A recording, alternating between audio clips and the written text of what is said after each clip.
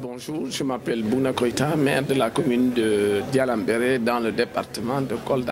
Dialambéré est né de l'acte 3 de la décentralisation. C'était une ancienne communauté rurale. Et donc le 29 juin 2014, avec l'acte 3, avec la communalisation universelle, Dialambéré est devenue une commune à part entière. Donc je suis devenu maire le 14 juillet 2014. Donc le conseil municipal de 46 conseillers avec une parité qui fait qu'aujourd'hui Dialambéré est une commune qui joue son rôle dans le Kolda, dans le Fouladou, mais aussi sa partition dans tout le Sénégal. Alors Dialambéré, il faut dire que Dialambéré, d'abord pour situer aussi géographiquement Dialambéré, elle est limitée par 6 communes. Fafakuru, Badion dans le Médina Yoro Fula et le Mampatim, Dabo, Kumbakara et Bagadadi dans l'arrondissement de Mampatim, donc dans le département de Kolda. Deuxièmement, Dialambéré est riche de sa forêt, le massif de Kandiator. Nous gérons 52% de la forêt de Kandiator qui fait que entre Dabo et Fafakuru, toute cette partie-là est dans la commune de Dialambéré. Alors, en 2014, nous sommes venus, nous avons trouvé une situation très difficile. Des infrastructures qui existaient, mais qui étaient très insuffisantes. Donc ce qui fait qu'aujourd'hui, Dialambéré, en 2019, nous avons multiplié par 2 le nombre de CM, puisque nous avions 2 CM en abri provisoire. Dialambéré a eu un 3e CM construit avec mur de clôture. Donc, on a un CM aujourd'hui flambant neuf à Dialambéré, alors que c'était une revendication depuis 2014. Dialambéré a 3 postes de santé, avec une ambulance qui a été offerte récemment par le président de la République.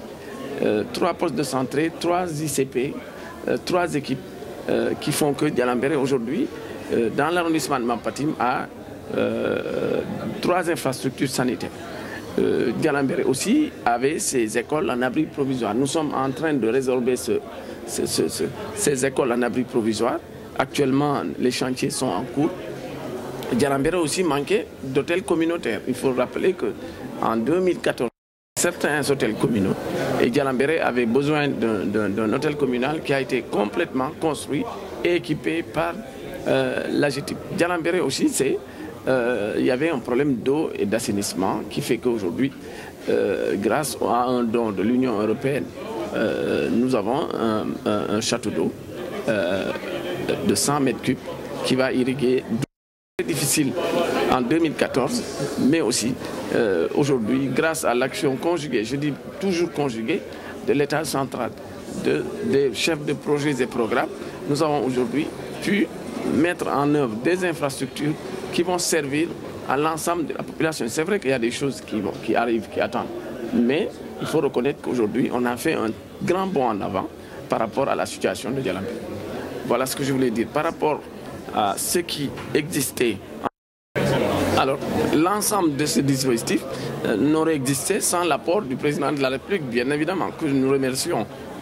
Quand il est arrivé en 2014 à Kolda, il nous avait promis des choses. Le château d'eau, il l'avait promis, il l'a fait.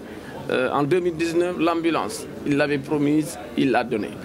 Ce qui s'est passé entre 2014 avec les ICP, les infirmiers chefs de poste, c'est avec le président de la République, avec son ministère de la Santé et de l'Action sociale. Donc aujourd'hui, tout ce que Dialambéré a eu, c'est grâce au président Macky Sall que donc nous remercions au passage pour dire que entre 2012, date à son avènement, jusqu'en 2000, je suis à 665 bénéficiaires de bourse familiale.